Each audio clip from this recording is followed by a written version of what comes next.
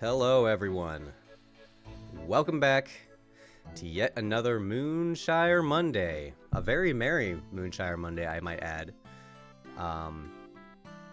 It is approaching Christmas, and I'm feeling very festive, and it's Monday, which means it's Moonshire Monday. We're gonna stream, we're gonna do whatever it is that I normally do. We got a few people in chat already. Thank you all so much for being here. I really appreciate that. We got Baked Heart on Twitch and on YouTube. We got John Locke, Dev of Randomness. Thank you so much for being here. I really do appreciate that. As far as what my plans are for today, Philippe, thank you for being here. I'm going to probably just play through some stuff and see if I can find anything to work on. My setup's a little bit weird today because I can't wear my headphones because I'm wearing the hat, and that means that the audio is coming out of my headphones still. I tried to make it come out. It was just a little bit messy. But anyway. What game engine do I use? I use something called Love 2D. It's a framework. It's not super well known, but I personally like it. It's what Balatro was made in. I'm happy that Balatro has gotten so popular and that so many people know about it now, because like before Balatro, there really wasn't much to compare to, or there wasn't much, there weren't very many examples of popular Love 2D games, so I'm glad Balatro exists so I can use that as a reference. Cosmo, welcome in. Merry Christmas to you as well. Your game looks very wonderful, reminds me of Zelda. Zelda was probably the #1 inspiration for this type of game. The combat is more like Souls combat because you got like the dodge roll and stuff like that. But yeah, Zelda in terms of the aesthetics and like the world, that's definitely one of the biggest inspirations for me. Was the collision setup easy or hard? So the collisions are handled through a library called Winfield. Although Winfield, all it does is just create box 2D collisions. So all these collisions that you see are just box 2D colliders, and some things have collision, like the weapon. When the player walks into a spear, it pushes the spear. Same with like these logs or the boxes. And I wouldn't say that the collisions were hard, but hitboxes for like the sword is a little bit tricky, so I can turn on hitboxes too. It gets really weird looking, but you can see each of the individual lines for the hitbox of the sword, and same with the stab. The stab's a big triangle. So it's just a lot of trial and error trying to get the sizes of everything to match up with the animations.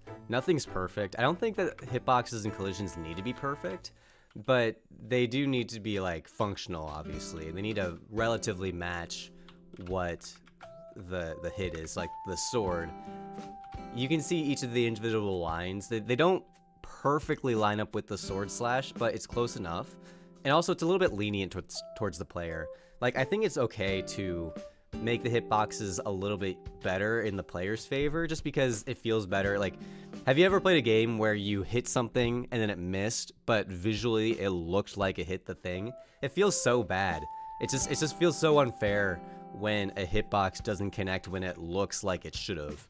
But on the flip side, if you hit something and visually it missed, but it still kind of hit the enemy, that, like, people aren't going to be mad about that. They're going to be like, I clearly missed that guy, but the game was nice to me and allowed me to hit him anyway. I think that sort of stuff is good. Isn't coding hard for me?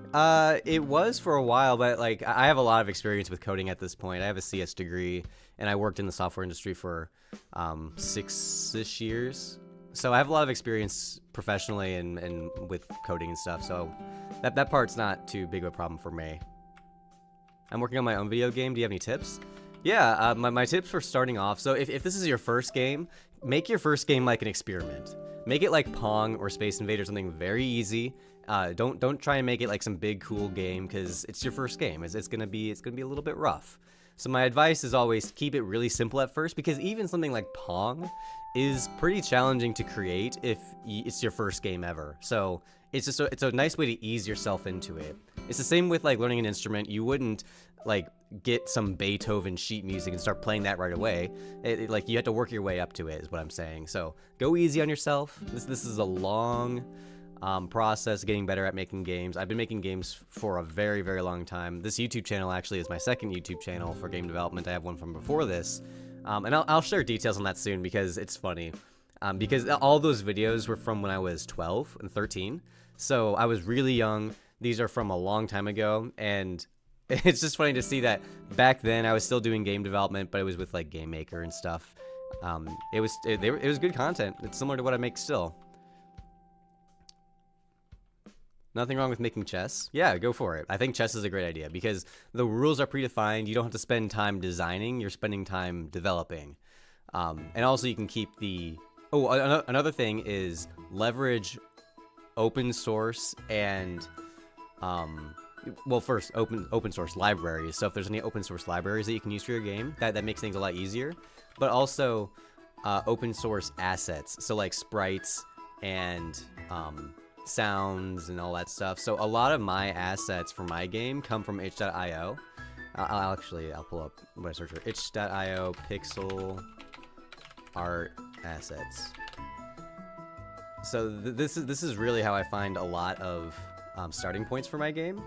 Is I will go to itch.io and search for pixel art assets, and itch.io has so many asset packs, so many sprites, tons of people are sharing their work on itch.io. And I think it's a really good idea to stop by just to see how it is and see what the options are, basically. Starting from scratch is tough. How is the map going? The map's going pretty good. I have a lot more confidence in the direction I'm taking things with it. But what I was talking about with itch.io is that browse through these and use these as a starting point for your game. Because if you're starting from complete scratch and you're making every sprite by yourself, you're just gonna be constantly going over and over and over again. This will kickstart the process a lot. And you're not committed to any one of these assets packs. You can buy or download, because it's a mixture of paid ones and free ones. So you can mix and match and edit them to match your own style, which is what I do. If I download an asset pack and use any of the sprites, 100% of the time I do have to edit the sprite in one way or another. There's no way around that. So it's all the same. Either you start from scratch or you start from a baseline. Personally, I think especially when you're starting out, using one of these packs to just kickstart the whole process, I think it's a really good idea. I bought the full pack of the Cute Fantasy because it has almost similar aesthetics to you. Yeah, I'd say a lot of these kind of do. I don't know if I want to show my purchase history. I probably can. There's nothing bad in it. There's nothing embarrassing in it. It's just I think I'd rather keep that private. Yeah, I'm gonna keep that private. But a lot of these are. I can probably point out a couple that I actually own. I own this Cozy Fishing. I own probably some other stuff. Oh, the music got really loud. I love the song though. Okay, hopefully the music's fine. I need the problem with me using my MP3s for the playlist is that I need to mix all the sounds or all the volumes myself, so that it just sits underneath of the talking right. Pass, welcome in. Thank you for being here. I think that too, but after coding, I feel like I don't know what's going on in my code. It only works. Oh, that's a common problem. That's a common problem that I'd say most beginners have, is that when you're developing a game and it's your first time doing it and you're like picking up the mechanics as you go, it is super common for you to like follow a YouTube tutorial and you're coding along with it, or like my Udemy course, for example. You're following along with the Udemy course, you're coding along with it, and then you're done and you have all this code and you have a game that works, but you don't fully understand every aspect of it. It's like you said, it just works, but how do you comprehend it? And that's like the answer to that is just practice over and over again. And the other thing is taking the training wheels off eventually is a huge step, because when I made games for a long time, I would spend a lot of time following YouTube tutorials and just following along with that. And that is an awesome way to immerse yourself in an engine to get a feel for the fundamentals. But eventually you do need to stop following along with tutorials and just make your own thing, which is why I always recommend people to start with Pong, because Pong is the easiest game to make, but even Pong is challenging to make if you're doing it completely on your own with no tutorial, with no training wheels, no one's helping you out. You're just completely on your own developing a game. It is tricky. It is hard. And if you're trying to go for a game like mine, like this is very, very hard to do right off the bat. It's a matter of just building up that skill over time so that it just... Sorry, what's going on with the audio? I'm just making sure that my audio is fine. Again, I need to make sure that some of the music's not too loud. I think this song needs to be mixed down because it's pretty loud. Childcare, where do you create the music? I made all the music in FL Studio. So I made it all myself. A lot of the sounds are leveraged from... Or I should say a lot of the synth like instruments are leveraged from Omnisphere, which is a really, really expensive synth, but it was worth it for me. I really love it. And then FL Studio is what I use for my DAW. But I'm not married to FL Studio at all. There's lots of DAWs, like Reaper is free, and I think that Reaper can do basically everything that FL Studio can do. So if you're wanting to get into music production, I'd say download Reaper or LMMS. I used LMMS a lot when I was starting out. I mean, I know how it works, but I don't know if it is optimized. In chess, there are a lot of nested loops, and it looked like it's bad programmed. The only way to get better at that stuff is to do it a lot. And also, I'm not suggesting this, but for me, I worked professionally in the software industry, so I've seen so much code. And when you see so much code, when you develop lots and lots of software and you write tons of games and tons of stuff, you are going to notice what code is better than other code. And really what that comes down to is conciseness, because like you said, lots of nested loops. That's a really common thing, because they say you're not supposed to do that. They say you're supposed to segment things out so that you don't have to do that. But at the same time, like, it's an easy to understand way to do it. And again, I'm repeating myself, but it's just a matter of practicing and doing it over and over and over again until it feels really natural and you don't have to really think about it too much. Child K, do you think you could make a tutorial on how to create combat in Love 2D? Not exactly, because combat is such a broad thing, and it's insanely complicated for my game.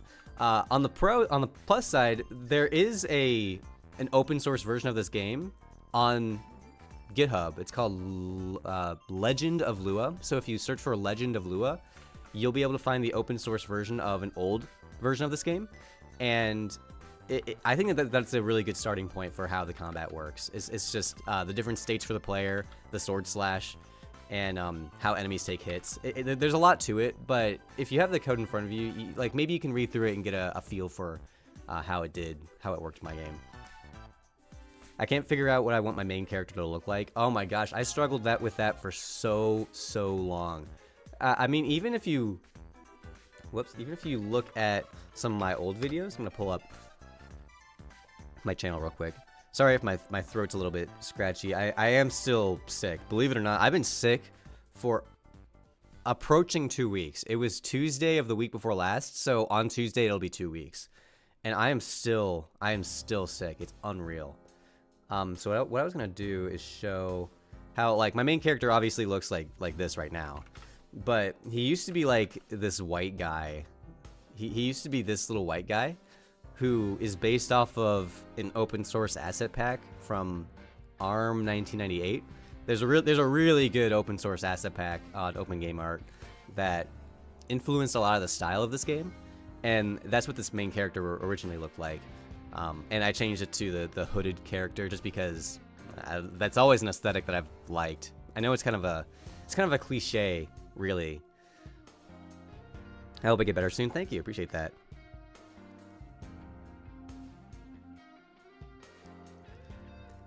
Like, I want my character to be small like your guy, but every time I think of a character, it ends up being a robed guy. Well, I think robed guys are awesome. It's kind of it's like I said, it's a cliche, and it's okay if you make a robed guy. There's nothing wrong with that. Make different skills for weapons, please. I think that would be a cool idea. Is if, like, you're holding the spear, and so they have different combos. Like, this has 2 stabs, a small stab into a big stab, and you could say that's a different, like, skill set. But I think also I could do, like, a dash attack where you're rolling and then you attack out of it, and maybe each weapon can have a specialty in that. Do I use object-based programming? So Lua as a language isn't object-oriented built in, but tables are so flexible and so good that you can basically treat the game as if it is object-oriented. And I've showed this on stream a few times. Let me think. Well, I keep changing which example I use because I think I'll show the enemies because that's the most recent thing that I worked on. So the enemy.lua, the idea behind object-oriented programming is that there's tons of different enemies, but they all behave in a similar way. Like they all have health, they all can be hit by the sword, they all have attacks. So the idea is you don't want to have the same code in multiple places. Just because I have one enemy, I don't have to have multiple files with the same code over and over again. That's not wise. So object-oriented programming makes it so that you can take all this code and apply it to multiple different like classes is how that applies to. So even though Lua doesn't have object-oriented programming, I'm still doing something similar to it. Like I have this class list here, and it has a list of all of the different enemy types or the different classes. And it goes through each of these classes to find a file associated with it, and it goes to the stats file over here, like the bunyip, and it uses this file. This is all specific bunyip stuff, but it's not really code. It's just configurations, like how much health it has and all of the animation configurations. This is all just animation data. So it's meant to compartmentalize everything so that you don't have to recode and you don't have to copy and paste a bunch of stuff. That's kind of the idea behind object-oriented programming. Soru, I finally caught a stream. Yippee. I'm happy you could be here. Thank you for being here. Did I switch to 1080p? It was 720 before. It's always been streaming to 1080p, but the stream quality probably varies, and it also probably varies where you're streaming it from, Twitch or YouTube too. OOP and Lua, I like this question. Yeah, I think for a game, object-oriented programming fits very nicely. It fits very nicely into the overall development process. Just because, like, you look at this, objects are everywhere. Like, you have this NPC here. It'd be dumb for me to have to recode all of that NPC stuff for this NPC that's over here. They're the same sort of thing, but they have different qualities. Like, they have different sprites, they have slightly different animations, the things that they say are different. It's just, it would be silly for me to copy all the code from this person and copy it over to this person, and then I have the same code in two different places. That's bad. Yeah, the whole goal behind this is you don't want the same code to exist in multiple places in your code base, because if you have to fix a bug, for example, like let's say there's a bug with this particular NPC. If I fix the bug for this guy, but the code is copy and pasted to this person over here too, then it's like the bug is gonna have to be fixed in multiple places. So you never want that to be a factor here. By the way, Chalke, which university did you go to, and also how much did it cost you? I'm also planning to study abroad because my country is a really bad situation right now. So I went to a private university in my hometown. The name of the college is Bradley University. So long story short, it's like a no-name private school, and I went to it because I got a really good scholarship, and it was local, so I was able to live at home and save money that way. I was very, very money conscious when I was growing up, when I was in college especially, and I was just concerned about coming out of school with the least amount of debt and spending the least amount of money as I could on this degree, because even today, I still stand by this. The college you choose does not matter. All that matters is the price, and as long as the education is reasonable, like if you know that the education is bad, then sure, don't go to that school. But in general, when you're applying to jobs, like the people you're applying to, I don't really think they care very much about your school choice. They just care that you finished your degree, and they care about your working experience, by the way. No matter what's on your resume, put your working experience at the top, because that's the part that matters. They don't really care about which university you went to. They just care about your experience. And of course, they want to make sure that you do have the degree, right? How much did it cost? I don't remember how much it cost exactly. So Bradley's tuition, I think it was like $32,000 at the time. It's expensive. If you're not from the US, by the way, it's insanely expensive in the US for a few reasons. But that's besides the point. It is expensive, so we have to deal with that. What ends up happening to a lot of people in the US is schools are expensive, and the government offers federal student loans up to no limit. You can take out as much money as you want for school from the federal government. You know, there's different barriers, there's different qualifications, but long story short, a lot of people are able to take out like $100,000 or more federally to pay for school. And there's a lot of people that are struggling with debt. And my number one piece of advice is avoid that at all costs.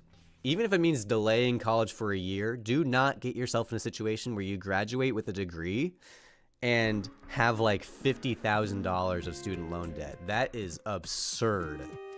That is crazy. And I know people personally that have done that, and they're going to be like, either you commit to paying it off quickly or you're stuck with it for years. The college situation in the U.S. is a little bit dicey. So whoever asked that question, I'm not sure if you're in the U.S., but if you come to the U.S., be prepared that it's going to be expensive, and also be prepared that I don't think it's worth it. If it costs you like $20,000 per year, I don't think you should do it. I think that you should think of something else or find a way to save up the money beforehand, because the prices in the U.S. are astronomical, and a lot of people have the advantage of their parents helping out with the cost. And my parents helped out a bit. I think they paid for half of my, maybe a little bit more than half, but I still had to take out student loans. And actually, I shouldn't say that. I didn't have to take out student loans, but the culture in the U.S. encourages everyone to take out student loans. It's almost like a given that if you go to college, you're going to take out student loans. And I would challenge that. Try to find a way where you don't have to do that. Community college is a really good way to start off. Like I did. I did spend time in a community college before fully doing, no, actually, what did I do? I'm trying to remember. It's been like 8 years since I was in college. So I took some classes at a community, it's cheaper. And then I took other classes at my main university, and that allowed me to graduate early. I graduated with my CS degree in 3 years because I spent so much time at the community college taking classes there. So that was another way that I saved money. I saved money in college so many ways. By graduating a full year early, that saved me a year of tuition. I lived at home with my parents, which that saved me a lot of money on room and board and like food and stuff like that. And then I got the scholarship. Working really hard in high school paid off well for me because at least in the college I went to, they look at your SAT or ACT score and just look at that number and determine how much scholarship money you're going to get based on that number. So I studied so hard for the ACT, which is what I took in Illinois, and I got a really good score on that, and that allowed me to get an awesome scholarship to my university. So if anyone says that grades and studying doesn't matter in high school, it absolutely matters, because if I didn't get that scholarship, I would have had to pay full price, and that would have literally doubled my cost of university. So it's worth spending the time studying, doing well in school, because it helps out in the long run. Pull it to MIT. That would be crazy. And the thing about MIT too, that's another good discussion too, is MIT is an insanely good school. Everyone knows it. And if you graduate with a degree from MIT, you'll be able to get a job, no problem. But also, what is the tuition rate at MIT? How about I look it up? MIT tuition rate. Cost of attendance. How about this? Oh my god! $62,000. $62,000 just for tuition. That does not include housing, which is $13,000. So we're up to $75,000. They're changing it to if you make less than 200K per year, you go for free. I have heard that too. I have heard that these prestigious universities do take into account your income to adjust this rate to be more appropriate. It is not going to be free. I've heard rumors of it being free for lower income. I don't think it actually gets to be free. And you say under 200K, I bet under 200K starts to impact how much the rate is. But there's no way that everyone who makes less than 200K that goes to MIT just goes for free. That doesn't make sense. They're they're trying to make money here. Like, there's a reason they're charging $62,000 because they want to make money. And also the reason why they charge this amount is because some people will pay it. There are people that just don't care about the cost of things, or they can just take out federal student loans with an infinite amount of money. MIT equals money is tarnished. That's a funny idea.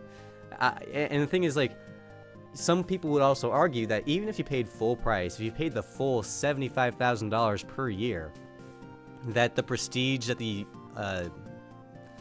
the degree gives you will recoup that cost. And the answer is maybe it will, but maybe it won't. And that's the other problem. Like, a lot of doctors get into the situation too, where they go to school to become a doctor, and especially in the US, that's one of the most expensive things you can do. It costs hundreds, at like more than $200,000 to fully become a doctor, probably more than 200K if I had to guess. And if you put all of that on student loans, the salary you get for being a doctor isn't enough to account for that student loan. You still have to be money conscious going into it, because you come out being a doctor. If you're a primary care physician, like a family doctor, you might make like 140K, but paying off 300K on 140 is very, very hard. So the math still doesn't math when you do it that way. Pippa, hi, welcome in. There are studies that show that wealth can correlate to intelligence. So some people who get accepted are blessed with a wealthy family so they can just get their parents to pay. You are 100% correct about that. The funny part about that is that wealth does good. Excuse me, my throat's still acting up. But what you're kind of saying is that if a family is wealthy, that implies that they are, or that correlates to a hardworking family, and a hardworking family correlates to good students, and good students correlates to successful MIT graduates, which correlates to, so there's all these correlations that explain why that works out. Is this a philosophy stream? We're talking about the prices of university because in the US it's so expensive. This is MIT, and it costs $62,000 just in tuition. And we were talking about how that price gets adjusted based on your own personal income, which is true. But at the same time, this is still a university trying to make money. They're trying to make a profit. So the only reason they're adjusting their tuition rates to match your income is to convince you to pay for it. If they see that you make over 200K, then yeah, they're going to say, bro, you make so much money, just pay the tuition. But if they see that you make 100K, they're going to say, well, I understand that 62K is a bit high, so let's lower it down to 30K. And you're like, oh, well, 30K, that's half the price. That's awesome. I'll go ahead and take out student loans for that. But 30K per year for 4 years, $120,000, that's a lot of money to pay off. And you might say, oh, well, I got a deal on my degree. They cut the price in half. But $30,000 per year still ain't that much of a deal. It's very challenging. And that's kind of what I mean with my university. My university was $32,000, and my scholarship cut it in half to 16. And I still think 16 is pretty expensive. I bet there were some state schools at the time that might have been a little bit cheaper than that even. I am planning to move out of my home country and go to college at US by GED exam. If you're able to do that, then sure. My only comment on that, or I should say my only exposure to that, is when I worked at Microsoft, I didn't care. No one cares where you got your degree, by the way. All they care about is if you have a degree. They also don't really care if you have a higher degree, because I only had a bachelor's degree, but a lot of my coworkers with the same pay rate had master's degree, and like my boss had a PhD too. But no one called him doctor. No one even cared that he had a PhD. That wasn't relevant. We were all at the same place. So in the end, it didn't really matter. But one thing that I did notice is that the people who got master's degrees tended to be immigrants. What they did was they would get their bachelor's degree in their home country. A lot of them were from India. So a lot of them got their bachelor's degree in India, And then after they got their bachelor's degree, they went to school in the US to get their master's degree.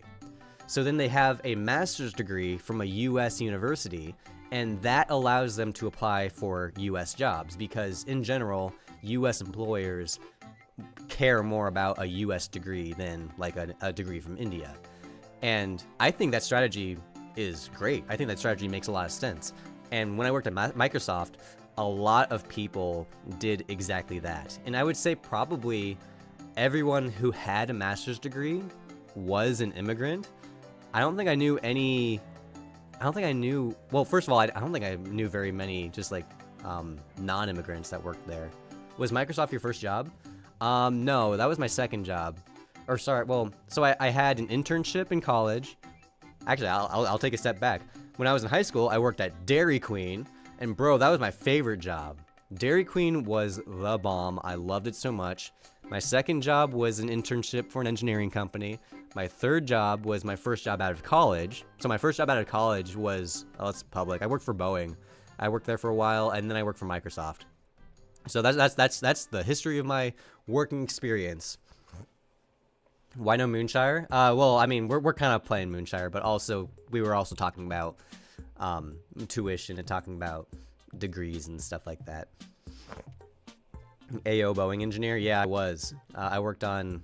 I'm not going to talk about Boeing, but Boeing has certainly changed their reputation. That was a long time ago. I worked at Boeing in 2017, so that was quite a while ago. I had an offer as an intern for the same studio that made Jamestown Plus. Interesting. My electrical engineer brother says he regrets his doctorate, but not his master's degree, and highly recommends not pursuing a doctorate in engineering.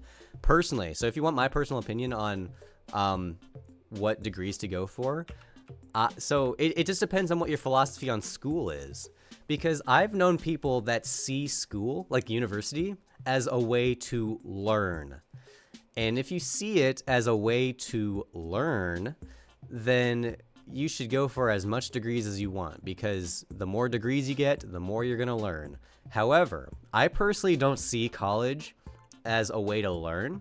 I see it as a route to getting a job. And that's kind of a brutal and sad way to look at it.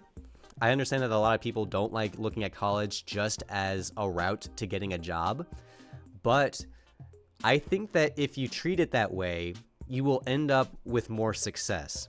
And when you treat it that way, that allows you to like pick and choose your degree very carefully, because you can get a good job with a bachelor's degree, but not every bachelor's degree. If you get a bachelor's degree in psychology, it's hard to get a psychology job because typically psychologists have like a doctorate or some higher degree. So I wouldn't recommend getting a bachelor's in psychology. But if your dream is to be a psychologist, then you're going to need to get whatever doctorate it is or whatever it is. And so that's what I mean is if your goal is to get a good job out of college, then you're going to choose a degree that will allow you to get a good job out of college. A bachelor's degree can get you a great job out of college if it's the right degree. So if it's engineering, you can get a great job out of college with engineering. And I understand that tech is kind of lacking right now. Engineering is fine. Like locally here in Illinois, there's tons of engineering going on. They are hiring. It is not a problem. I understand that like the tech scene with computer science, which is what my degree was in, is a little bit different. But dude, if I wanted to go get an engineering job with my CS degree, it would not be a problem even a little bit. Not even a little bit. So that's my advice is I'd say the best possible route that you can do is to go to college, choose a degree that will get you a good job with just a bachelor's degree. If you're committing to like psychology or I don't know what other degrees are out there where it requires you to go higher, I don't think that's the right route. I think that it's best to find a degree that you can get a good job with just the bachelor's. So that's like engineering or finance or marketing or maybe some science, IT. I don't know. I'm sure there's plenty of them. What do I do full time? So I was a software developer full time, but I quit last year to make games and do whatever I want full time. That's my go-to.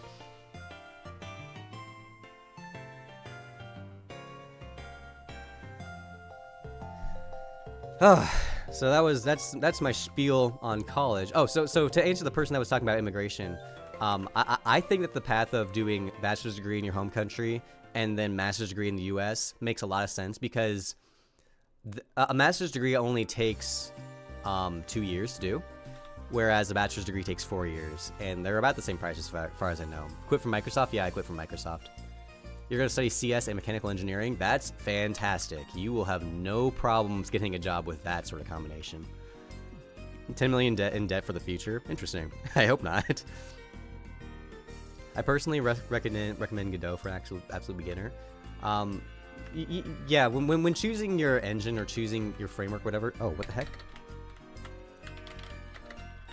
Oh, my keyboard died. I'm like, something's going on. I'm typing, nothing's going on. I have to plug it in. 1 second.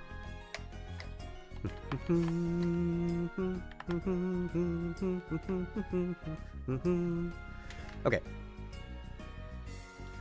Does game making provide enough income? If so, how? The answer to that is no. Unfortunately, at the moment, it does not provide enough income. YouTube provides a little bit. My Udemy courses provides enough for me to live on, but I have made $0 from creating and selling games. I have not made any money yet. I'm hoping that once this game is done, I'll be able to sell it for money, and I do think I will. I think that I have enough of a following and enough wish lists and enough people are interested that I'll be able to sell this game for enough sales to be good. But game development as an indie is not much of a career. I should say it's exceptionally difficult to make money off of that. Low-key cosplaying as Moonshire's protagonist? Kind of. I mean, yeah. I can kind of see it. Was I using C# in Microsoft? Yes, I was using, it was the whole Microsoft suite. So I was front-end developing, so most of my stuff was in TypeScript, but if I ever did back-end stuff, it was in C#, yeah.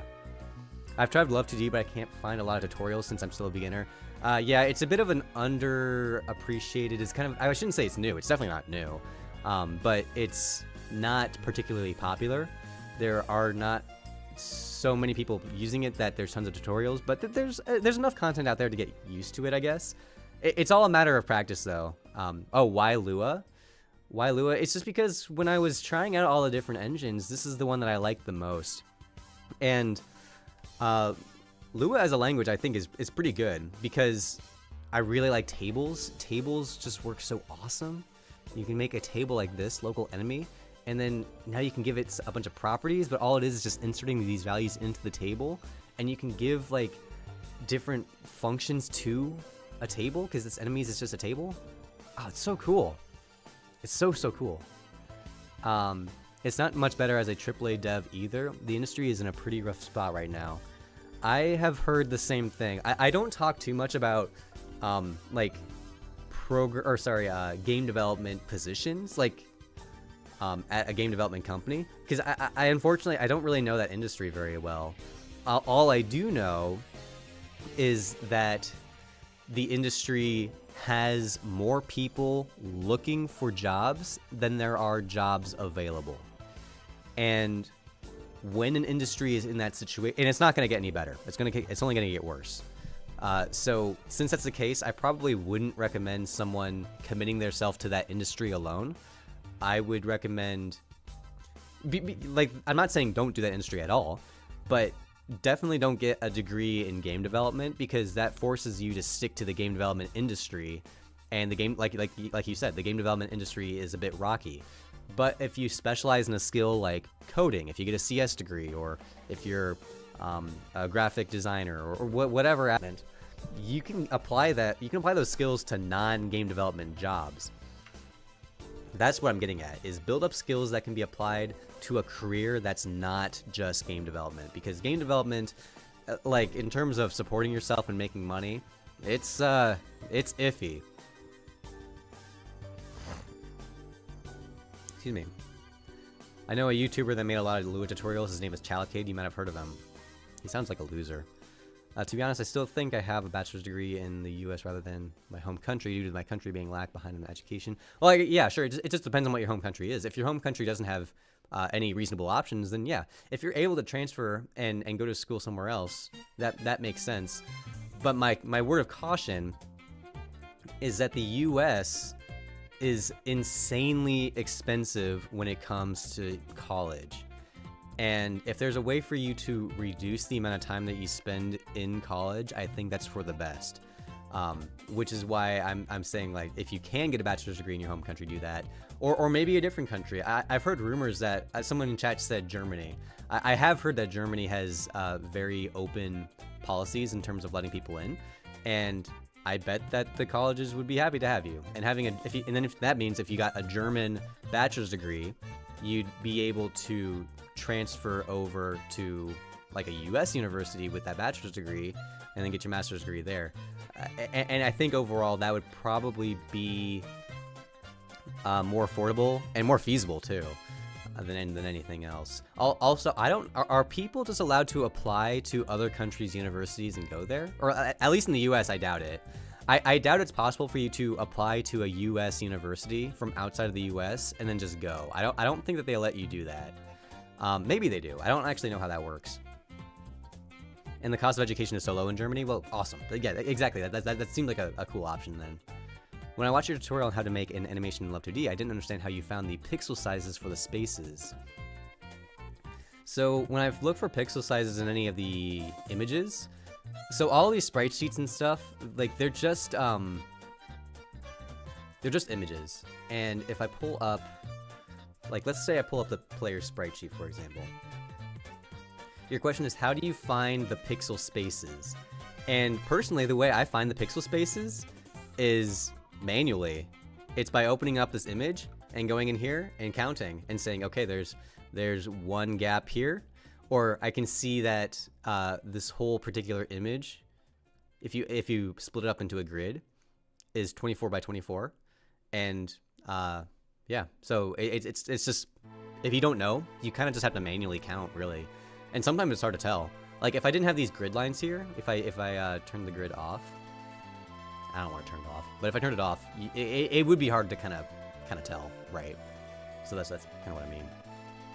This is another song that needs to be turned down a little bit, I think. I'm trying to adjust it in real time.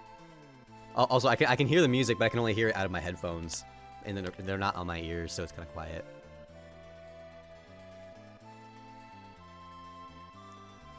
What do I think of Defold compared to Love 2D? I haven't tried Defold yet. I know we talked about it a few times, but I haven't yet.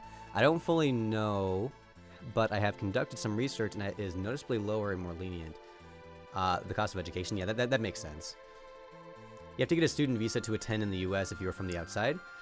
It super stings because you can't work a real job with good hours, only jobs at the school.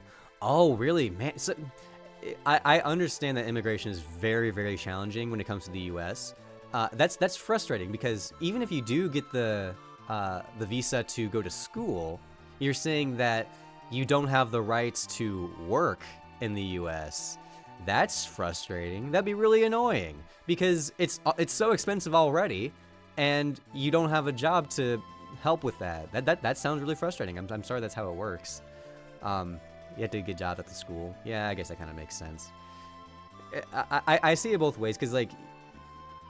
If they made it completely open where anybody in the world could apply to any school in the U.S., I think that I could see that causing a problem, right? It makes sense that they have to limit it. And same with employment. You can't have too many people coming into a specific country and taking all the jobs in that area. Like that's not okay either. So it's always a balance with that sort of stuff. You have to be able to prove that you can sustain yourself during application. Man, that's tough. That's tricky. That's tricky. Did my stream go down?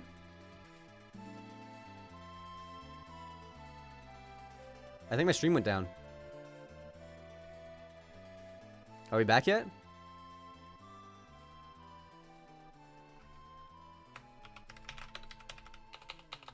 Something's weird on my end.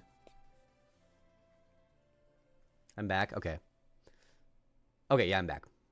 Sorry about that. Yeah, OBS sent me a notification that says disconnected. I'm like, oh, that's not good. Okay, we're back. Is the music playing? Okay, it is. It's just really quiet. It's Animal Crossing music, so it's very quiet. Okay, sorry about that. I thought it was my internet. No, yeah, that was my fault. My fault. So Circa MD said, historically, I've told people to go into tech. I'm not sure I would anymore. I don't think tech's going anywhere. I think that the hype of it, I think that the timing for me was very good. I think it's not popping off quite as much, or maybe it's just that maybe this is what happened. 10 years ago, when tech was really popping off, that's when I went into CS and got my degree. And 10 years later, lots of other people did the same thing.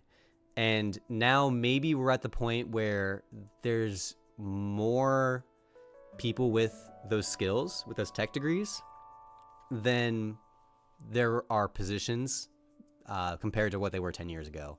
So maybe it is less lucrative. I still, especially engineering. I think engineering is the most solid, safe bet you can go. And I'm not talking about like coding. I'm talking about traditional engineering, like electrical engineering or mechanical or civil or are there other ones? Chemical, I think. The CS career subreddit makes things look like it's awfully hard.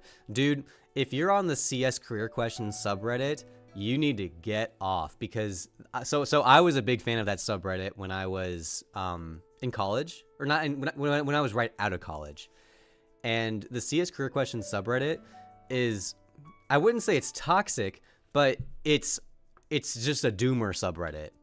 It's everyone is completely given up hope, basically. It's just everyone is so sad.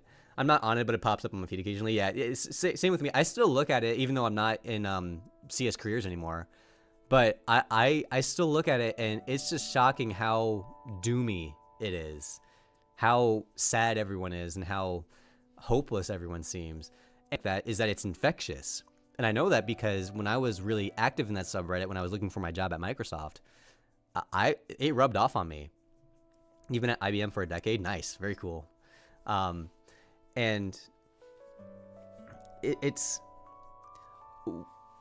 a vicious cycle, because when you go on a subreddit that says that CS is dead, it tends to convince you that it is, and then you'll tell other people that CS is dead, and then that will give them that same impression, and then it becomes like an echo chamber almost. And I believe it. I believe that tech is in a downward spiral. Not a downward spiral, but I believe that tech is in a bit of a downturn right now, a little bit. But it's exacerbated by everyone in that subreddit, like, crying at each other, being so hopeless. And it makes the problem worse, basically. Reddit forums, comment sections are so negative. Yeah, I mean, like, that's normal. Is there a Moonshire Discord? Yeah, check the description of the stream. There's a link to it. I'm curious what IBM's like. That sounds really cool. There was an IBM office next to my Boeing office when I worked there. They're getting rid of competitions. Yeah, maybe that makes sense. Ooh, I like this song. I don't really like this game very much, but I like this song a lot. This is from Pokemon Sword and Shield. I'm thinking about doing a thing with this NPC here, where if you hit her, she drops her torch and then you can take it. And that'll be like a little speedrun tactic to get through this stuff. Because part of what I'm doing with the map, someone asked earlier, didn't do that. But the idea of the map is that it's meant to be like a grid, and you navigate around using the grid. The IBM subreddit is even a bigger doober. Yeah, that sounds right. Does IBM have a Blind? So there's this app called Blind, and it was popular when I was at Microsoft. What Blind is it's basically like Reddit, except you have to verify your work email in order to get in. So there's like a Microsoft Blind, and it's all people that work at Microsoft. And everyone's like spilling the beans. Everyone's talking about their salary, and everyone's talking about drama, and it was very funny to read sometimes. I didn't go on it, but it's something that I remember very clearly. Oh, one thing I wanted to show off is the text. So I'm working on new text where I'm making it high def. Oh hey, I forgot it was Moonshire Monday. Reen, welcome in. Merry Christmas. Thank you so much, Waisachi. Pass, thank you for the lovely emote. So what I was gonna say is that I'm in the process of changing all of the text to stuff like this, as opposed to pixel art text. And I think this is going to be a very controversial change. I have a feeling that a lot of people are not going to think this is good. That they're going to say that the pixel art text, like, so I haven't changed the NPC dialogue yet. So the NPC has dialogue like this. And actually, when I look at this text, this is pretty good. Maybe this doesn't need to change because this looks okay. But it's not true pixel art because it's mixels. You can see that this V, for example, it's very small, but this V is using smaller pixels than the border. So I think I'm gonna change the border to be not pixel art anymore.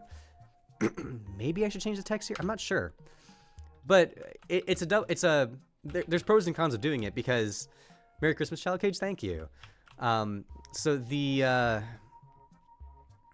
oh shoot, what was I talking about? Oh, the text. So pixel art text in this game, it'll match the aesthetic better. Like this pixel art text fits the vibe of the game really nicely. But my argument is that it's not as clean looking as this text here. I think this text is more readable.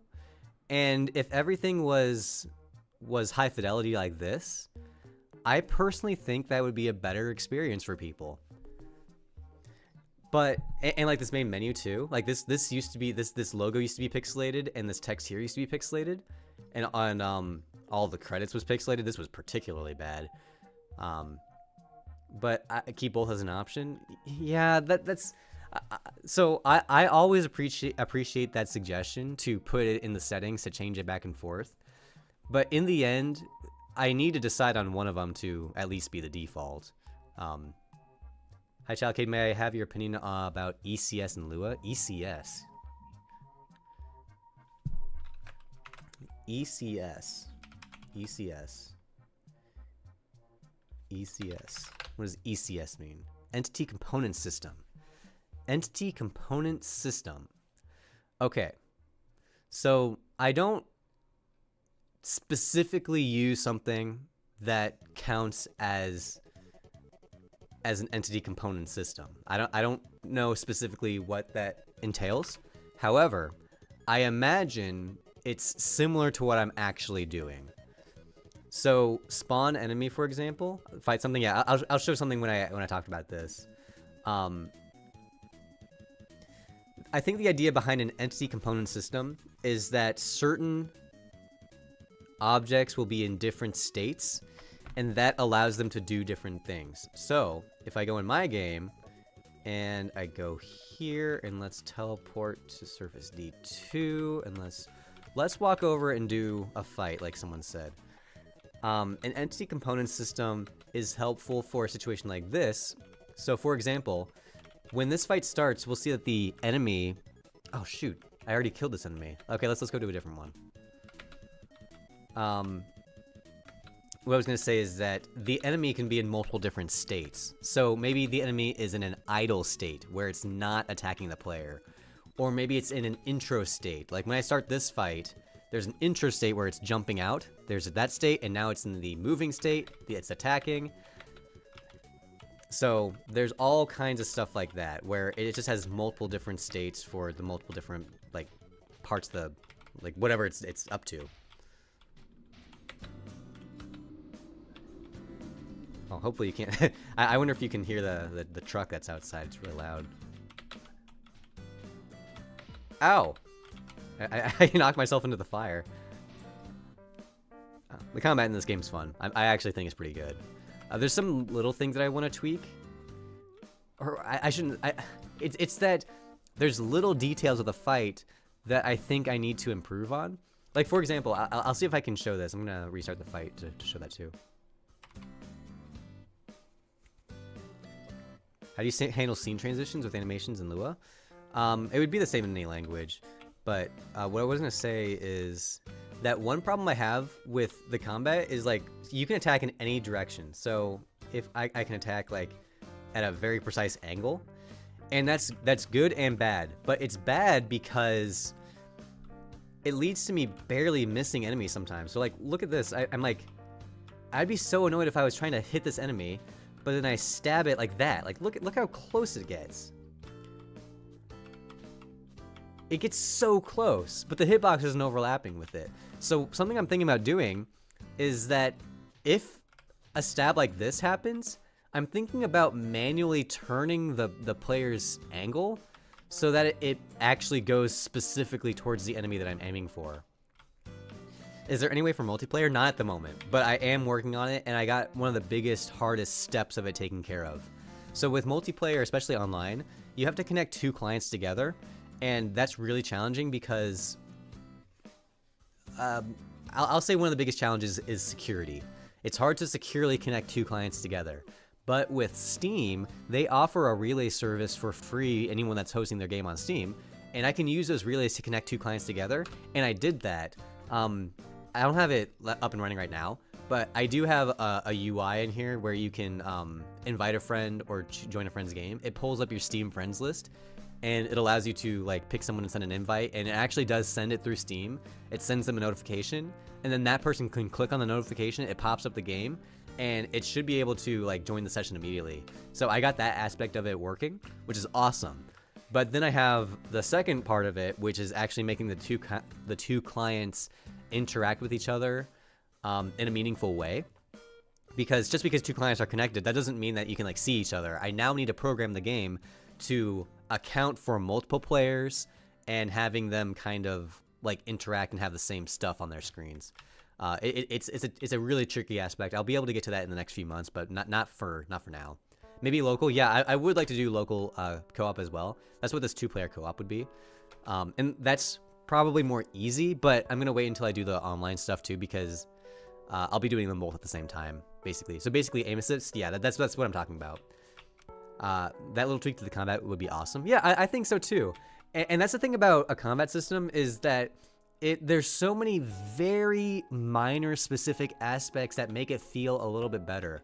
One of mine that I think is really important is how I snap to enemies. So like, look really closely how I slash at this enemy from all the way over. So when I slash, the player moves forward a little bit, but not that much, right? He moves forward just a little bit. But sometimes when you're aiming at an enemy, the player will like snap forward like that. It's a bigger boost. Like that was a way farther slash than the earlier ones. And that's intentional. The way that works is if I turn on the hitboxes, you can see that when I slash, you can see some lines in front of the player. They're very minor. They're right around here. If you look really closely, some lines pop up in front of the player before the hitbox comes out. And those lines are looking for enemies. If those lines collide with one of these enemies, that's what causes the player to boost forward, because those lines found an enemy in that section, and it knows that there's an enemy just out of reach of the player, and that's why it applies that extra boost so that it like snaps over to the enemy. And that's one of the biggest things that makes the combat in my game feel so nice, is the snapping. And oh, it's not a swear. Nope. In this case, it's not. No. I think that having it like this was fine. So one thing I want to also add to that is with the boosts. The spear also has boosts. They're more isolated towards the tip. But I think that I want to have it so that if there's a spear boost, it's going to aim the spear towards the enemy that it found. Because when I use a spear, I find a lot of the times I'll like stab and it just barely like it keeps doing this. It keeps just barely missing the enemy, and it's just too annoying. Would you consider a co-op arena mode? Yeah, I'd consider something like that, but it would probably be more like a little mini game. So I compared this to there's this game called Castle Crashers for Xbox 360. Probably it's for everything now, but when I played it on Xbox 360 is when I was a big fan of it. And Castle Crashers is a co-op game, like a couch co-op game. And there are parts of the levels where like you beat the boss and then the princess appears, and then the two friends now have to fight over, oh, who gets to kiss the princess. And then now you're fighting each other, and then whoever wins gets to kiss the princess. It's completely arbitrary. It's just for fun. It doesn't mean anything. Whoever kisses the princess, it doesn't matter. But it's just a fun little competition at the end of the level where you fight each other at the end to see who wins, quote unquote. It's just a little thing. I think something like that would be really fun to include. I've noticed that it's tuned very well. Feels great. Loving the demo on Steam. Thank you. I appreciate that. There's still a lot more to go. And I have made more tweaks to the demo in the past 6 months compared to how the Steam demo is now. I really, really want to get this new Steam demo out. It really needs to get out there. But yeah, it's just my problem is that I keep changing directions on how I want to take things, especially the map. I know I keep bringing up the map all the time. I'm gonna turn off hitboxes. But the map drives me nuts because I keep changing it. Even these icons aren't accurate anymore. I have to redo these. I have to ask Ellie to make more of these because I changed it. This just isn't accurate anymore. So, and that's my problem, is that I keep making progress, but then I realize, oh, maybe I want to make that progress different. And then I'll do it differently. And then I'm not happy with it and I have to redo it. Man, the past 6 months has been me constantly trying out ideas and then changing them. And I think that's kind of part of why things slowed down recently, is that before what I was doing is I would have an idea, I would implement it, and then I would just push it out there and then people would try it. And I haven't been doing that. Instead, I've been developing it on my own, realizing that the idea isn't quite right, and then scrapping it, which leads to me not putting out any content for 6 months. I was almost giving up on my game, but I found your channel. Thank you a lot, dude. You and my hat. Thank you. Appreciate that. Paso, that's cool what the hitboxes look like. Yeah, I think so too.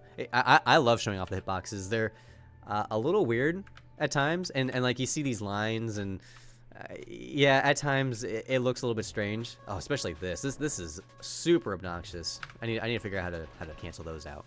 What game engine? This is something called Love 2D. It's more of a game framework. Am I budgeting Moonshire? How much have you spent so far, not including your own work hours? So not including my own work hours, I've probably spent, if I had to estimate, I've probably spent, I'll guess $4,000. So not very much. It overall relatively cheap so far. All of that money comes down to commissioning artists, buying assets online, buying sound effects, buying software. Like I'll include like FL Studio and Omnisphere in that. And yeah, I'd say something around that is probably how much it's cost so far. And it's gonna go up because I'm gonna pay for testers. Oh, I did pay for Wolf to pay to test a little bit. I'm gonna have to pay for more testing, and I'll be paying for, I don't know, probably some other stuff too. I don't quite know exactly the upcoming costs, but I do have, long story short, I've budgeted enough money to be able to pay for any of those expenses. I don't know what those expenses are going to be, but I do have a budget to cover them. I do know that I'll have enough. Especially one of the biggest upcoming expenses is going to be lawyer fees, because I want to make sure that I'm doing like all the copyright, trademark, and anything related to that. I want to make sure I'm doing that all right. Also, contracting. I'm going to need to write up more proper contracts for the people I commission. But technically, how collisions work. What does computer detect? Well, so the collision detection is, a lot of it is handled by Box 2D automatically. So the collisions, I just basically say this is the player collision, and when the player collides with the spear, nothing happens. Or when the player collides with an NPC, you go straight through them. I might make the NPCs solid. I think that would be better, actually. Unrelated, but will there be a journal or a description for enemies so we know who we are fighting? I want, yes, but not immediately. What I want to do is have something like the Hunter's Log from Hollow Knight, where in Hollow Knight, when you kill an enemy, it adds that enemy to a specific log, and then when you go specifically to a different NPC that talks about that log, it'll show up there. I think I'd like to do something like that. It's something that's minor and out of the way. I'm trying to keep the amount of text and dialogue to a minimum, but optional side stuff like that, absolutely. I think that would work well. I'm not focusing on that at all yet. Stuff like lore and story are taking a back seat until I have every detail of the gameplay and even the level design kind of figured out. Because I can write a good story around a solid game, but if I write a solid story and then make a game around that story, that's not quite as good. Or at least, in my opinion, I don't think it would turn out quite as good if I did it that way. I would think you could find a handful of testers in my community. Yeah, plenty of people are testing the game for free. But when I say testers, I mean... there's a bit more to it with bug reporting and tracking and things like that. I will be paying for some people to help with that. You don't have to pay for real beta testing. Yeah, I could definitely get away with not paying for it, but I think that I would get a lot of value from paying for some testers to help with that sort of stuff. Still got 20 more minutes. Nobody reads those monster logs though. Personally, I don't, and that's why I don't have a high drive to work on that right now. But I do know a lot of people do, and as I'm thinking of lore stuff for the story and for the game, even though I say that's taking a back seat, I'm still thinking a lot about the story I want to tell with this game. I a lot. I'm thinking a lot about the lore, but I haven't implemented it yet because it keeps changing. My ideas keep changing, and they keep getting simplified too. My ideas start off so grand and so big, but in order to have a big, grand story, you need to have a big, grand game to complement it. And if you don't have that, the lore gets lost. Bestiaries are cool, yeah. And with my bosses too. I think I'm gonna have especially a lot of details on the bosses that you fight. Not when you fight them, but in a log afterwards. I mean, bro, what computer does it check their location? Well, so to answer your question, Ren, is part of using a collision library is that you don't need to worry about those things. In fact, because this is all running off of Box2D. So there's this library called Box2D that Love2D's collision library is based off of, and it handles all of the collision detection. I don't know what the code does when the player collides with a wall or collides with a weapon. I don't know. Box2D handles that. But I do know, all the stuff that I tell it to do. I do know that when there's a collision between a weapon and an enemy, I coded it to cause that hit splat. I do know that I coded it so that the player can't walk through walls, but it can walk through enemies. I did code it to do that. But Box2D obfuscates all of the technical details of what the computer does for collisions or for physics or for anything really. It's using a lot of math and algorithms to detect how does this octagon does it overlap or connect with this octagon? There's a lot of math that goes into doing that, and if you coded that all yourself, it'd be really complicated. But thanks to Box2D, they already handled all of that. They already handled the logic that goes into making this collision collide with this collision.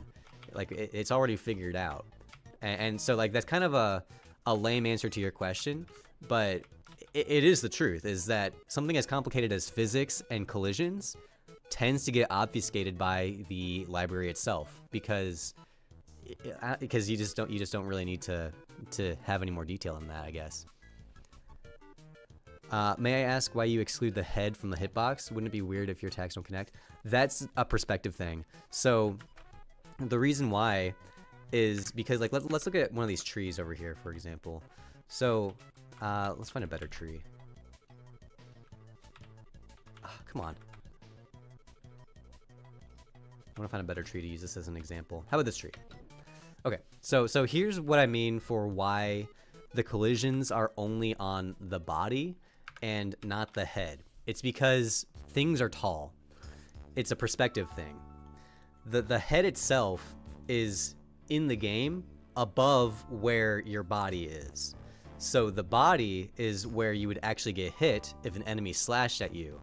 Same with the tree. The tree is the same idea. the hitbox is only at the base or the body of the tree so that I can walk behind it. You can basically pretend like this tree is an enemy or a character. It's just a really big, tall character. You wouldn't be able to hit its head because its head is way up here. It's way too tall. The only place on the enemy you'd be able to hit is the body. Same with the trees, is that the only part that you can hit the tree at is the trunk, because the leaves are, like, conceptually too high up off the ground. You can walk behind them and stuff. And the player is the same way.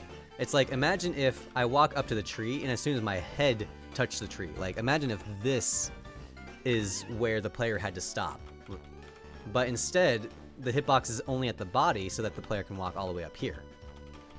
Everything is a tree. I'm glad you remember that. Everything is a tree. Including... I think these vines are trees. But, like, a lot of things I consider to be trees even if they're not trees. If I go over to the tree code... There's a lot of things that are trees that are not trees. Like, like the boats. The raft is a tree. The ship is a tree. The sea mine is a tree. The pillar is a tree. The map that the strategist is looking at is a tree. The kiln, the anvil, the banner. Yeah, all this stuff, all these things are trees. And the reason why I call it a tree is because the trees are just unmoving, possibly animated things. And it's the same thing as what I was talking about with object-oriented programming. If this code already exists for the tree, and, you know, a vine behaves the same thing as a tree, it would be dumb for me to copy all that tree code into another file just so I can make these vines here, or whatever else is considered a tree. There's a lot of trees in the game. I keep warping around. Let's go to C3. My base class needs a new name. Object oriented. I think it's fine. See, it just did it right there, where I stabbed at the enemy, but it just didn't connect because of just because of the weird angle. I really do think I should find a way to, like, when the player attacks an enemy and it does get that snapping, I think it should automatically change its angle to directly go towards the enemy. I'm nervous about doing that, though, because I'm imagining a situation like, what if these two enemies were right next to each other, and I was specifically aiming right in between them, but then my code picked up one of them but not the other, and then it angled me in the wrong direction. I wouldn't want that to happen. That'd be scary. I wouldn't want that to happen. But maybe if I'm aiming at both of them, and the snap catches both of them, then it wouldn't aim it. Add more vertical snapping to those appears to fix it. Vertical snapping for what specifically? Is AABB collision detection enough for collisions, or do you need a physics library? I don't quite know what you mean by AABB collision detection. If you're talking about just like overlap collision detection, I think that's fine. So the reason I use Box2D is because it handles things like solid walls, where the player can't go through walls. And if the player spawns inside of a wall, it automatically pushes you out of it, and I like that a lot, actually. The way that the physics handles like non-overlapping collisions is awesome. But if all I needed was like these hitboxes for detecting if there's an overlap, I don't think I would need Box2D for that. Can you please stream 2 times a day? I think I'm going to start, well, what I think I'm going to do is start streaming at 11 a.m. CT, so 2 hours later than I normally do. I think that'll be a better time for most people, because right now I'm streaming at 9 a.m. CT, which means that like people in California, that's 7 a.m. for them. Like, what the heck? I don't really want people to wake up at 7 a.m. just to watch me. Sorry, mate, didn't mean that you should actually change it. I was just checking how these sort of things happen in coding. Yeah, I understand. What's the best way for me to support this game? I appreciate that, but really just following on Twitch and YouTube is the best way, because as soon as I have a new playable version, I will share that information and you'll be able to play it. Another way to support the game is on Steam. If you go to Moonshire on Steam, you can play the demo as it is currently. It's still a good demo. But you can also add it to your wish list. That helps me out a lot too. So I actually, long story short, add the game to your wish list. I'd say that's the best way to support me. Because when a game has a lot of wish lists, it helps the Steam algorithm when the game finally releases. It says, oh, this game had 20,000 wish lists. we're gonna push it to the top of the page because the odds are it's more likely to be good because a lot of people added it to their wish list. California is gonna fall off the map and then you'll go back to 9 a.m. Central. If that happens, a lot of things are gonna change for me. If California falls off the map, that's gonna be like that would be a very major thing. We'll cross that bridge when we get there. Hopefully that won't happen. That does seem within the realm of possibility though, right? That someday the oceans will rise so much that like Florida will be underwater. That'd be sad. I hope that doesn't happen. If your game is simple and only uses rectangles without rotation, yeah, I'd say there are absolutely games where you can get away with coding all your collisions yourself. But for complex stuff, like for my game, I like that all my collisions are octagons. I don't know how to code the octagon collisions because it's able to handle like the angle and stuff. Does the character in the game instantly stop when you let go of the button, or does it deaccelerates? It decelerates. And we can see this. No, actually we can't see this. I don't know how I can demonstrate. It slides to a stop. It's hard to see, but I think I looked at this last stream too, where there is no acceleration. He does reach top speed immediately. I think he does, but when you let go, it uses the natural friction to roll to a stop. Actually, I can show this better with rolling. So if I roll, you can see for a moment the player is sliding, like when he stands up. You can print player speed versus directional push. Yeah, you could. Yeah. So the other thing is, there's points in the game where I change the player's. Oh, what's the term for it? For some reason, it's slipping my mind. It's not friction. It's damping. Linear damping. Damping. Okay, so linear damping. I think I can actually play with this right now. So this determines how much friction the player has, just in general. And I can change this to like a really small number. And I think we're gonna slide around now. So let's see. It didn't work, so maybe there's somewhere. Oh, I know. I need to change this base damping value. So let's go to base damping. So instead of 12, let's change this to 1. And I think that should make me slippery. Oh yeah, it does. Look how slippery the boy is. He really slides. He really slides. Whee! That's actually really funny. I've never seen that. Sergey, do you plan to improve tree animations? It needs some work. I'm 100% with you that these trees have some problems with their animations. My problem is I don't know what to do. I really don't know how to fix these tree animations, but like I like the banner animation right here. I think this banner animation looks really nice, but compared to the trees just aren't there. That's some ice walking physics right there. Yeah, there could absolutely be a level where there's like ice. That looks like ice physics. That's really funny. It'd be nice to set this values based on the surface. Yeah, and I absolutely could. So right now, it's just base damping, but there could be like a damping multiplier that is based on. I think I have a value. Look at all this crap. Look at all this crap. Look at how many values the player keeps track of.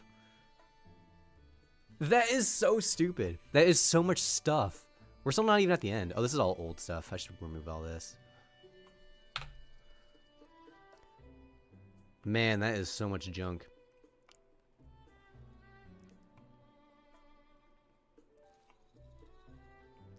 Yeah, this is just a lot to keep track of. I was going to look at... there's a value somewhere for field? Field? Maybe it's in move? Player.field. Yeah, so the player has this field value, which keeps track of what kind of field it's in. So, like, if you're walking through acid, it makes your speed go down. And I can demonstrate that, actually, because I have a room with acid in it. Da da da da da da da da da da da da da. I might have to fight these guys first. Ooh, it's dark. I can't see anything. I'm gonna give myself a torch so I can see. I can't see anything.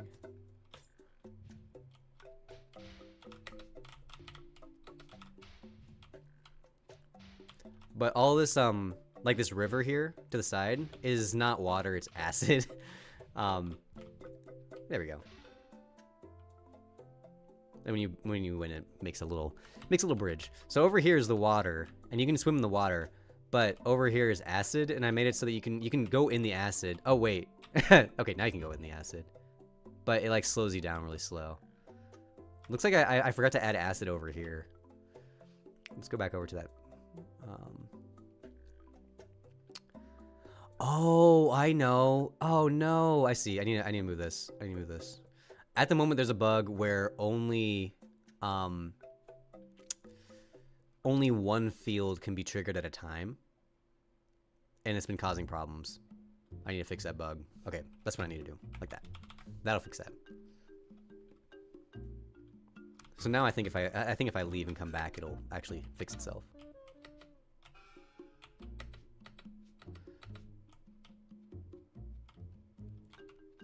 The torch needs more brightness. Yeah, I think the torch could use some more brightness. Something with my lighting system that's a little buggy is there isn't a brightness value. All there is a radius value. And I think that is causing problems where I need more of like an internal light source and then the radius. If that makes sense. That doesn't really make sense. And like, oh, and like over here, it's too bright over here. Like I have 4 of these torches, and together, it's like it makes everything overexposed. It's too much. You know, you look like a professional at naming variables. Yeah, I should be a professional at naming variables at this point because I name variables every single day of my life without exception. I spend a lot of time doing that, and well, let's go ahead and save that. Tips on how to name them. The only tip I have is keep it short and simple, and don't use globals. So when I started working on this game, I had a little bit of a habit of making global variables. Init globals. So these are some global variables I have, like the game state, global stun, target dungeon. These are okay, actually. I think the globals I'm more concerned about is scale. Scale factor. Oh, no, that's local. Scale. Scale raw. Yeah, so these two values are globals. If I had to redo this, I would change this from scale to like settings.scale or something like that. Because now, anytime I use the word scale anywhere in the game, it's going to refer to this specific scale variable. And that means nowhere else in the game can I name a variable scale. And, you know, sometimes that's been annoying, actually. But at the same time, this is the global scale, which is important. I need that in a lot of places. So I think that was my mentality. I wouldn't say something I recommend, though. I really love your work, but which engine do I use? I use an engine called Love2D.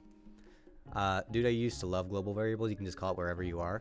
And essentially, that's what these tables are. So every object type has a table like this, trees. This is a global variable. This is a global variable. Enemies. Player is a global variable. All of these things are global variables, but they are sectioned. Whereas scale is such a generic term, it feels like it should be sectioned into its own like category. Like all these like imagine if last move dir was a global variable. It makes way more sense for last move dir to be applied specifically to player. And then that way, if I have a last move dir for something else, it's not a problem. But as far as naming variables, it's all personal preference too, because you can name them whatever you want. You can use capitals, you can use underscores, you can use I don't think you can use dashes, actually, now that I think about it. It just depends on the language too, because different languages have different criteria for what you can name your variables.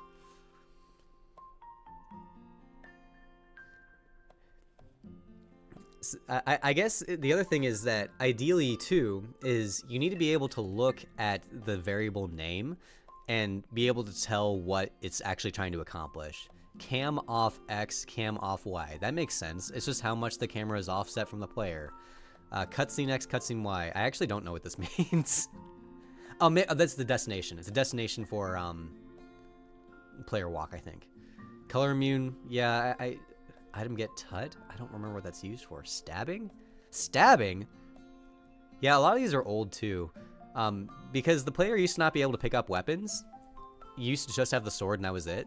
So this stabbing variable made sense to have because there was a stabbing state, but now the player has lots and lots of attack states where having a player not stabbing, that doesn't make sense. In fact, I bet that this isn't even being used, or it's probably not being used anywhere meaningful. It's not. It's completely unused.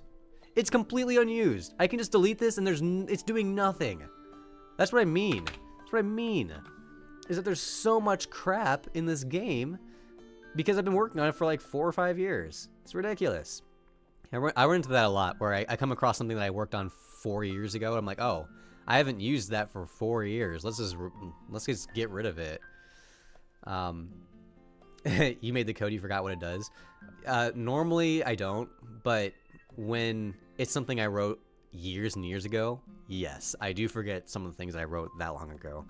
And the comments are, this is another helpful thing, is that, like, for example, combo, that's a little bit basic, but this comment here helps with clarifying what the variable actually does.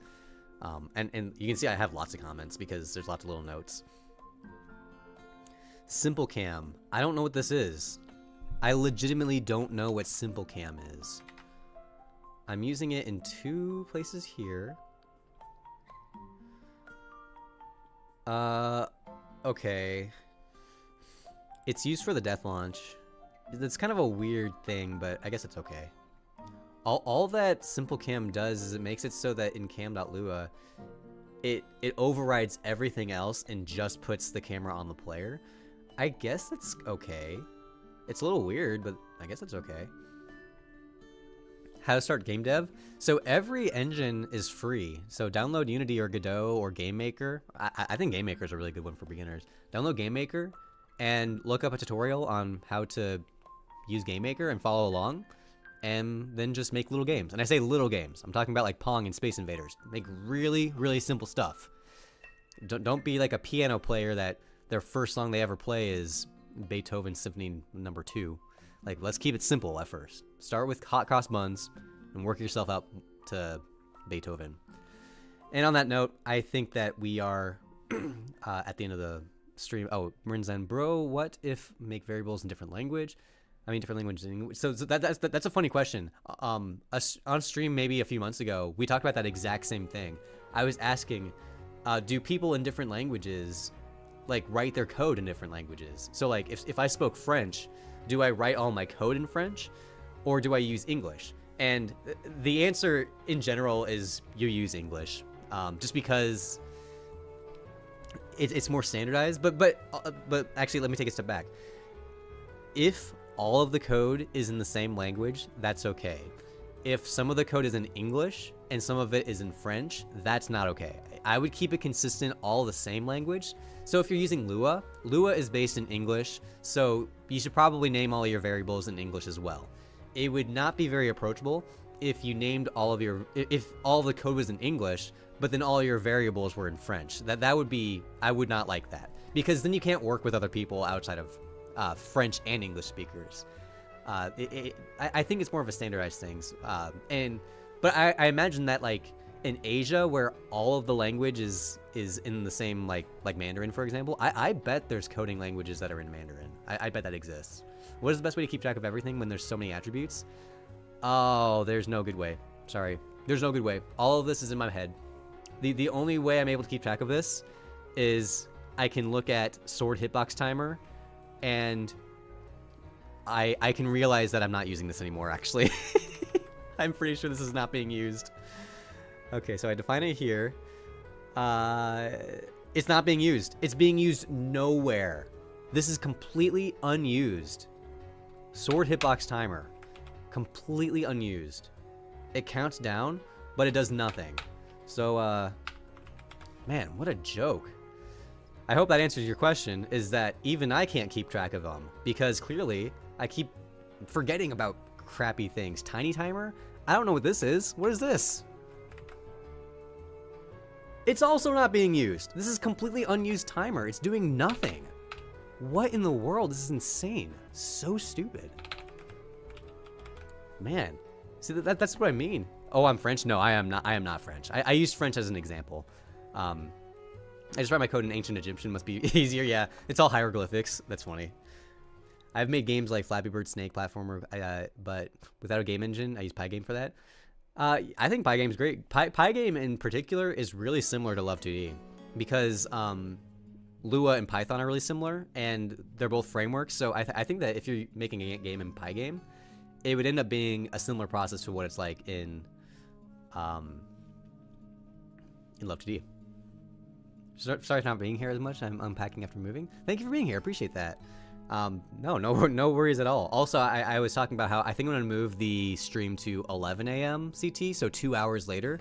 I don't know if that makes it easier for you, but I think that a lot of people on like the West Coast of the U.S., it's just too early the way I have it. I like streaming in the morning, but I think that if I stream at 11 a.m. my time, it's gonna be a little bit better. Oh, no one told me to hydrate. You are correct. No, my hydration is at a minimum.